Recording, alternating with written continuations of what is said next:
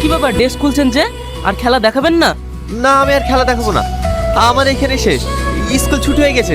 আমার মেয়েকে আনতে যেতে হবে। অত কষ্ট করে আপনার মেয়েকে ভালো স্কুলে ভর্তি করার কি দরকার? একটা সরকারি স্কুলে পড়ালেও তো পারতেন। দেখুন, মেয়েটাই আমার কলিজার টুকরা। ও ছাড়া আমার জীবনে আর কেউ নেই। তাই আমার জীবনের একটাই স্বপ্ন, আমার মেয়েকে উচ্চ শিক্ষায় শিক্ষিত করে মানুষের মতন মানুষ করে। এই তো মা, এই তো মা, হ্যাঁ আমি চলে এসেছি। এই চলো চলো চলো চলো।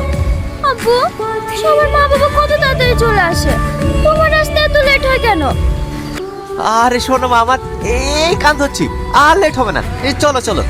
তুমি প্রতিদিন শুধু একই কথাই বলো। কি করবো বলো মধু, কাজে থাকি তো লেট হয়ে যায়। এবার থেকে চেষ্টা করবো খুব তাড়াতাড়ি আসা। আর একবার লাও মা, আর একবার। আমার যদি পেট ভরে যায় আমি কি করে খাবো বলো? এটাই শেষ, কিন্তু আমি আর খেতে পারবো না। আচ্ছা মা, এটাই শেষ। এই নাও।